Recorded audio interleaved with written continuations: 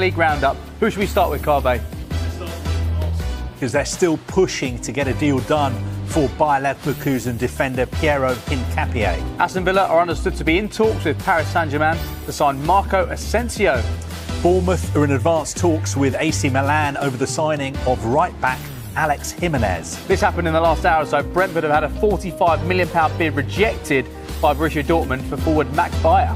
Fabian Hertzler has said he's 100% confident Carlos Baleba will remain a Brighton player by the end of the window. Burnley have agreed a deal in principle with Benfica for midfielder Florento Luis. Chelsea are in talks with Brighton over the loan signing of Facundo Buonanotte. Crystal Palace have signed Spain winger Jeremy Pino from Villarreal in a deal worth up to £26 million.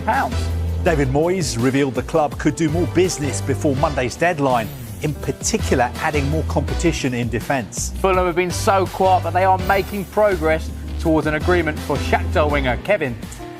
Leeds United were looking at signing Facundo Buonanotte on loan, but it looks like they've lost out to Chelsea. Newcastle have opened the door for Liverpool to make a British record bid for Alexander Isak with the potential signing of Nick Valdemada. AC Milan are working on a deal to sign Manchester City defender Manuel Akanji. That's according to Sky in Italy. Manchester United midfielder Kobbie Mainoo has requested a loan move to get more game time this season, but Ruben Amorim wants him to stay and fight for his place. Nick Woltemade has completed his Newcastle medical ahead of that club record £69 million move. Juventus right-back Nicolo Savona is flying to the UK to undergo a medical and complete his move to Nottingham Forest. Sunderland manager Regis Lebris says the club are looking to strengthen in one or two positions before the window closes. Good news finally for Tottenham. They've completed the signing of Xavi Simons from RB Leipzig in a deal worth £51 million. Now, West Ham United have confirmed the signing of Mateus Fernandes from Southampton. The deal worth £42 million. Wolves head coach Vitor Pereira has refused to confirm Jurgen Strand-Larsen will remain at the club beyond the transfer deadline. OK, well, as expected, Arne Slot not giving very much away on Alexander Isak. We'll continue our Isak and Newcastle chat as well in just a moment. But we've got some transfer news reaching us all the time. And Bournemouth are in advanced talks with AC Milan over the signing of right-back Alex Jimenez. The deal is for an initial loan that could become permanent at the end of the season. We're also hearing that La Liga club Elche are understood to be among those interested in Manchester United's Tyrell Malacia. Malacia, one of the players that United would be happy to leave in the summer. Another one of those, Rasmus Højlund. Napoli are hopeful that Højlund will travel to Naples for a medical in the next 24 to 48 hours. United are waiting for personal terms to be finalised. So updates for you there on Rasmus Højlund, Tyrell Malacia, and also Bournemouth in advanced talks with AC Milan over the right-back Alex Jimenez. Right, let's get back to what Arne Slot just said there, gentlemen. In fact, probably the biggest thing we learned there was that Vinny O'Connor eats stale donuts for breakfast. I mean, Vinny, a donut is one thing, but not a stale donut, mate. Come on, get a fresh one. Alexander Isak, he doesn't eat donuts for breakfast, I'll tell you that. Let's get back into how he could fit into Liverpool. So Alexander Isak comes in. How are you lining up their attacking options, their starting 11? I think he starts straight down the middle. But once he gets back to fitness, because I guess he's not sharp and he's not fit at the minute. But he will start if he goes to Liverpool. But what Arne Slot's great, isn't he? Because he covers all the bases and he sounds so positive all the time. And what he's saying, I think he's actually correct. If we can land a player of that quality for the right price, of course, any team would take him. But if we don't, I don't actually think he's panicking because he has options that he believes in that can come off the bench or impact games. Ekitiki's done brilliantly, I think better than everyone thought he would do straight away. So I think he's probably in a position where he's like, to the board, go and get him if you can, if you're happy with it. If not, I'm okay. But Ekitike started so well playing through the middle as a number 9. So aren't you risking affecting his progress and his form by bringing Isak in, who I presume has to play through the middle, right? Yeah, but yeah, you are. But then I think it goes down to a conversation or both players being professional and understanding what I have to fight for my position now. Ekitike has done brilliant, but if Isak comes in, he'll be feeling the pressure of that, him getting up to speed over the next few weeks. And also for Isak, it would be good because it means he doesn't just go straight in. He now has to battle someone as well.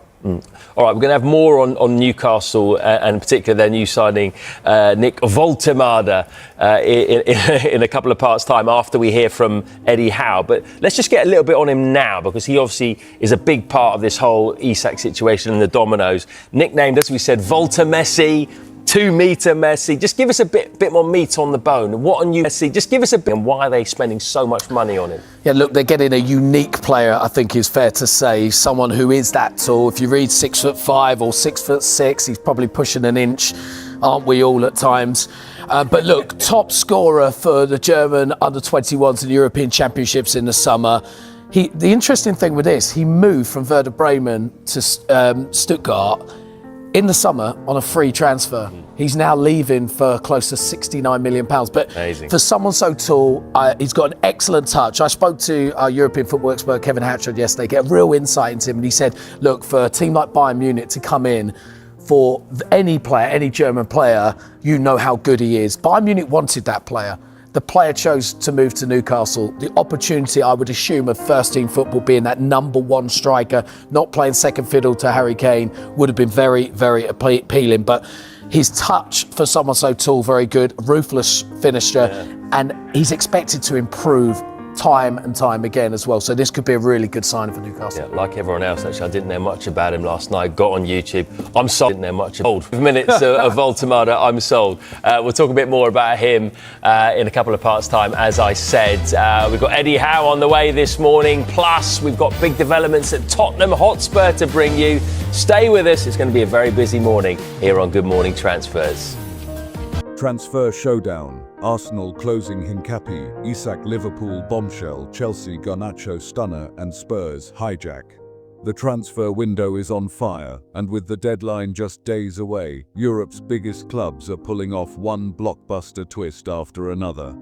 Arsenal are finally set to land Bayer Leverkusen star Piero Hincapié, with Jakub Kiwior preparing for a switch to Porto. This deal could be the defensive signing Gunners fans have been crying out for all summer. Over at Stamford Bridge, Chelsea have pulled off an unbelievable coup, a £40 term agreement with Manchester United for wonderkid Alejandro Garnacho, and they're not stopping there. Talks with Barcelona's Fermin Lopez are heating up fast. Tottenham, meanwhile, have stolen the spotlight with a stunning hijack. Spurs have beaten rivals to the signing of Dutch sensation Xavi Simons for £51.8m from RB Leipzig. Medical done, announcement imminent. To make things even crazier, they've now joined the race for Man City's rock Manuel Akanji. But perhaps the biggest shocker of all comes from Anfield. Liverpool are pushing for a mega swoop on Newcastle's talisman Alexander Isak. With the Magpies closing in on Nick Woltemade, the Reds see their chance to strike. Add Mark Guehi still on the radar, and Liverpool could be pulling off one of their most ambitious windows ever. The clock is ticking, with Arsenal, Chelsea, Liverpool, United and Spurs all plotting late fireworks. This window is heading for a record-breaking finish.